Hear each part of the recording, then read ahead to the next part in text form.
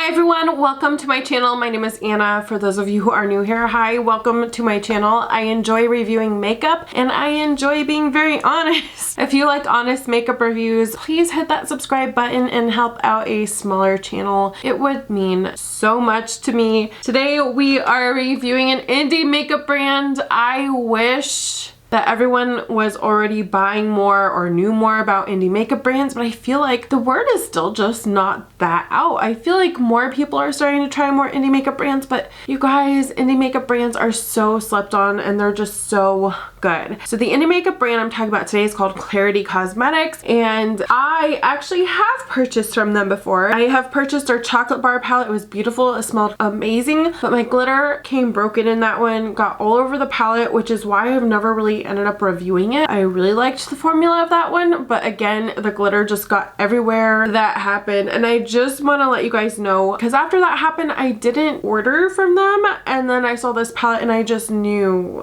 I had to have it, and I took a chance. Everything came fine, but I did see in other people's photos that one person did have a little bit of a broken shadow. It wasn't like completely shattered, it was just the top of it a little flaked off, and the owner did say that if that happens to your palette, that if you reach down and ask for a replacement, she would replace the shadow that's broken, which to me is way better than replacing a whole palette, and I don't think you should really expect that from an indie makeup brand, to be honest, because a lot of times they're pressing shadows themselves. They're working a lot harder than mainstream makeup brands, so I honestly wouldn't want a whole nother palette. I would just probably want that shadow to be fixed. Fortunately, none of mine came broken. This is called the Mermaizing palette, very mermaid, but it is super spring. So Klarity Kosmetics, their pan sizes are a lot bigger than a normal pan size. I have a ColourPop palette here so you can see the difference in the sizes. I mean, they're ginormous. Here, oh, by the way, it does have a mirror.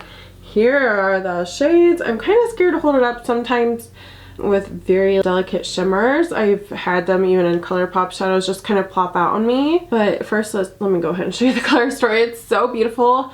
I saw all these duochromes, some of them even possibly multi-chromes, and this palette is $48, and I was like, for these types of shimmers, that is a really good deal. $48, yeah. Now let me show you a comparison to a normal sized shadow palette. Here's the ColourPop one. They are a lot bigger in pan size too, so you're getting a lot more. Oh, I have a little glitter sequin in there from taking photos earlier. Everything's beautiful, so I love the names. They're so appropriate. You mermaid my day. Beach, please. I'll have a martini. Very cute names. I love the names in this. I think they did a great job. I'm going to show you some swatches I did on my arm outside for like Instagram. The matte, I was honestly surprised. So the owner, she does have a deeper complexion, and I was very surprised that she went with the more true to color pastels. Like, they are very light and they do have a lot of like white base in them. In her swatches, they looked a lot different than my swatches, and I don't know if she used like a primer. Sometimes primers can mess with the color of the shadows, especially if it's like a more wet primer. Sometimes the shadows can like oxidize a little bit or become darker. But her swatches do look a lot darker than when I swatched them. I feel like mine just looked very candy. It reminded me of Smarties, honestly. But they were still very pigmented for a pastel. I didn't have to build them up. They weren't too powdery. They weren't patchy. They felt really nice. The duochromes was an interesting formulation to me. I feel like it's almost like I do feel like there's some micro glitters in there. It is a little bit more of a flaky consistency, so I 100% think I'm going to need to use glitter glue with this, or at least a wet brush, or you might need to use like your fingers to apply this, because I could see kind of big flakes kind of being harder to work with, but I could also see this formula being more intense on the eyelid because it does have that chunkier formula. So very interested to see how they perform on the eye. So if you followed me on this channel, you know I love the e.l.f. Eye Putty Primer. I recently just finished up my old one, and I really wanted the white one for like colorful eyeshadows, and I feel like this will work really well for pastel shadows because it is white. Some people hate the e.l.f. putty eye primer. I personally really like it. It is more of a tacky base. I just feel like you have to blend things out a little bit more than you normally would. But I'm hoping that since these are true pastels, that since it does have a little bit of a white base, it'll help them pop. I'm going to go ahead and apply that to my lid, because this is how I would in real life do this. Oh, it's so creamy. I remember mine was like starting to get so dried out, my e.l.f. eye putty primer. It's so nice when you get like something new, like a new one, and you just take the cap off. So nice. I feel almost like even for my skin tone, I might have to prime under the eye so the colors can show up. I haven't tried this on the eyelid, but just based off of swatches and them being true pastels, that's how I would probably treat a true pastel, is get like some sort of a white base to really give them their best chance. You know what I'm saying? So it's been a while since I've used this primer. So it should be interesting, but I used it non-stop last year and just loved it. But I do know that the shadows tend to stick and are a little bit more difficult to blend as opposed to a regular liquid shadow. But in turn, I like that because it really grabs the shadows, makes them last all day long. Oh my gosh, what do we want to do? I think we're going to go into the blue. It's called You Mermaid My Day, and it is blue. This one is a blue and this one is a little bit more minty blue. But we'll have to see on the eye how different they look. Okay, on the brush, there's a little bit of kick up. Okay, this is way more like intense and popping than I thought it would based on swatches. Yeah, okay. I'm sure the white base helps. So again, make sure bases really do matter, especially if you're doing more colorful looks. Wow. Okay guys, I kind of was a little bit sad when I saw how like white base they were. I was like, will this even show up on me? I am so pleasantly surprised. Like I was like stoked obviously for the shimmers, but I thought that I was going to have to add in like a darker shade. Like I thought all these were going to be light like brow bone shades on me. That's what I really thought. So this is so good to see. I think the only thing I wish this palette had was like a purple pastel or a purple shadow. I think that'd be really cool. I'm gonna see if the green can add any color to the outer crease. It's called I'll Have a Martini. That's so cute. I love the names in this. This palette was so well thought out. I've always, oh yeah, you can see that. You can see the difference. Okay, yep. Okay, I really didn't have that like much high hopes for these, to be honest. Not because I doubted the brand, but after swatching them, they just seem so light on my finger. I'm gonna go under the eye with I'll Have a Martini. I really probably do need a martini. I partially want to use the peachier tones on there. I know that's really weird, but I kind of want to do like the opposite. I have no idea how these are going to perform. I'm a little bit nervous because it's a different formula than what I'm used to. That's the only reason why I'm so nervous. They looked beautiful when I swatched them out, but how they apply to the eye is a completely different story. We're gonna start with Don't Be Shellfish, which this is a gorgeous yellow that shifts to like, oh, there's some pink in there. I didn't notice that outside. Okay, this is like a multi-chrome because it goes from yellow, pink, and then sometimes it looks green. I doubt the camera will pick this up because honestly when I was outside it didn't pick it up. So let's see how it picks it up on this brush. I don't know if you can tell, it is a little bit like flakier. Now these are like, okay, it's going on pretty good. Just like a normal toppery type shade. These are going to be more toppery, meaning they're not going to have a lot of base pigment to them, and so that's a part of the reason why I do like to add a glitter glue to really make them pop. But okay, I was actually really worried. This is just a flat brush from ColourPop that is meant to be used with like Super Shock shadows. Oh, these seem like they're going to be really transforming too. Because I can see since it's against like the blue, it's picking up a lot more of the green. We're going to try glitter glue though, because glitter glue always makes things so much better. This is called Tacky Base Glitter Eye Primer. This is from Shop Miss A. I'm going to use that first. And I like to just stick this down where I plan on putting any topper shades. I'm just like carve out a shape that I want. And then it kind of helps to pick up the product as well. Do you see that? That's a huge difference. That is a huge difference with the glitter glue. Like now you can see that yellow. Like now it looks like it has a background base even though it doesn't have that much of a background base. I'm gonna blend that out because part of it is, I think I put a little bit too much right there. So pretty. Then I think I'm going to take Oh Ship, which this one's more peachy green gold. It's like a peachy green gold. And on the same brush, it's picking up pretty good. I'd actually say be careful when you put your brush in there because it's, do you see that? We're having some fallout because my glitter glue is drying. So you might want to apply these wet if you don't plan on using a glitter glue because I am having fallout. Oh no. Let's try your finger, what that's like. Okay, your finger works pretty good too. These are like foiled and a little bit chunky, so if you're not into the chunkier types of shades you might not love this.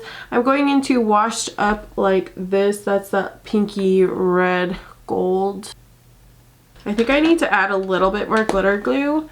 I will admit they are a little bit more difficult to work with than like some of my other duochromes, but they're not bad. They're just different to work with. They're still really pretty.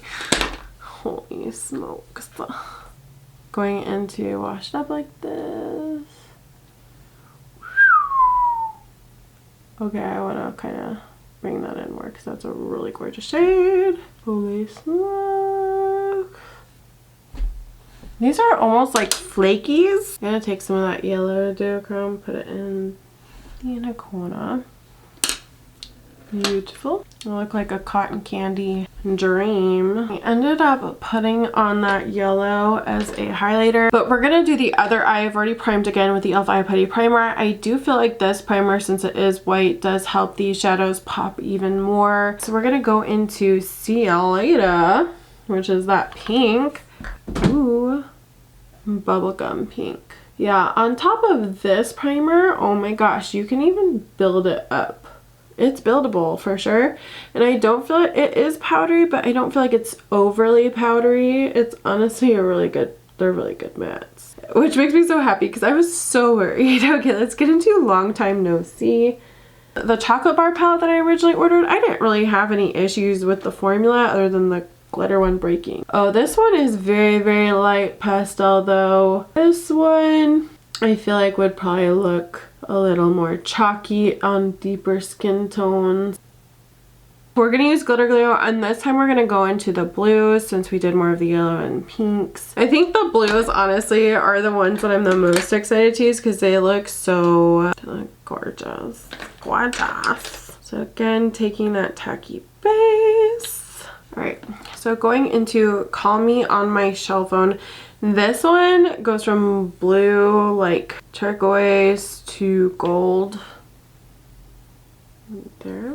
And yeah, I definitely would recommend a glitter glue with these guys because they are a little bit chunkier. Like they're definitely not like that, like a smooth multi-chrome. They have some texture, which I don't think everyone will love, but to me it just means that it's going to be more intense and beautiful. Now going into Beach Please, which is the one that I'm the most excited for because it goes from like pink, purple to blue. Oh yeah, it's my favorite one. I already knew it would be.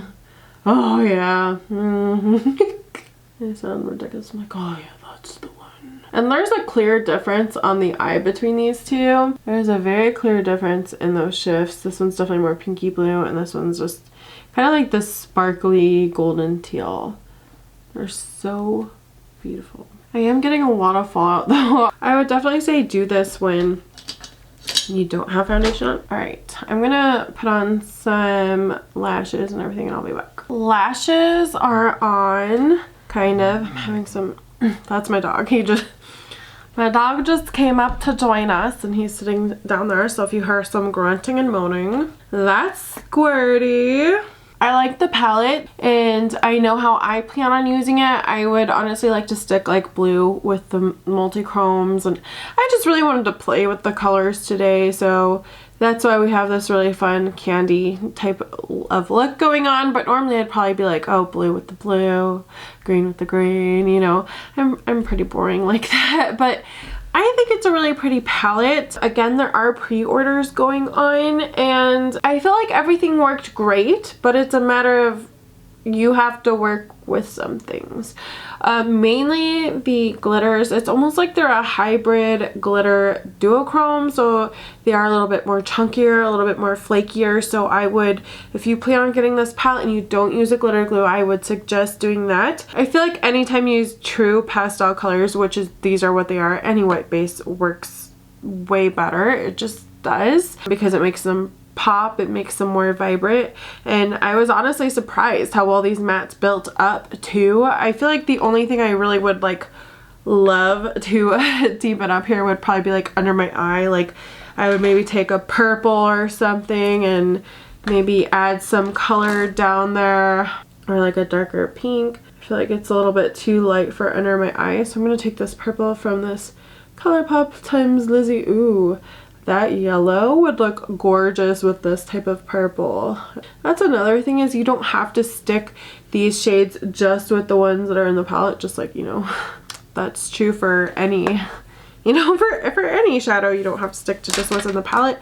And I feel like this is one that I would probably use a little bit of both. I got that new Artist Couture Spring palette, and I think that that would pair amazingly because it does have more deeper versions of like pastel springtime colors.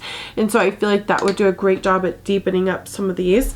So the Ethereal Bloom I feel like is really great for deeper skin tones because these shades are actually really like deeper. They're not true pastels, I feel like, so you can really kind of build them up. Like I can take some of that green and help deepen that up. I feel like there's enough. Do you see that? It's just, it adds like another layer of depth, and that's the only thing I feel like I would want to do with this palette, is add some deeper shades to it to create a little bit more depth. But that's how I feel about anything that has pastels. Like I got the Morphe Fantasy palette and I felt the same way. It's just a preference thing for me. Like I don't like it so light and airy. I always feel like I need some more depth in the inner corner and on the lower lash line. That's like just a personal preference, so I'm just telling you guys what I personally would do, and that's just something that I probably would do. Maybe even add some darker pink to the outer corner, because this pink in this palette is like a hot pink. So I think that I would kind of use it to play with other palettes, if that makes sense. You can create obviously a beautiful pastel look on its own. I just personally love having a little like more depth. Does that make sense? But gorgeous palette. I think the price point is good. $48 for these glittery magnificent eyeshadows in such huge pans. I would say be careful with the multi-chrome, duochrome glitters because they are more fragile, so don't go in like all ham trying to they pick up pretty easily. I don't know about on a regular brush, but like on my finger it picked up fine, and then also the brush that was a little bit damp from the glitter glue picked it up perfectly fine. You will have to, you know, do a little bit of work. You will have a little bit of fallout as well because it is chunkier, but then in turn, like, they're so sparkly. They're so sparkly. Like, I don't know if this will help show you how sparkly they are, but like, they're so, I'm just like washing myself out now, I think. Do you see that? Like, just so sparkly. I'm really happy I decided to give Klarity Kosmetics another chance. I think that everything performed really great and I can't wait to use it even more. I can't wait to see what else they come out with in the future. And let me know what you guys think of this palette and if you plan on picking it up. And hopefully I will see you in my next video. Bye.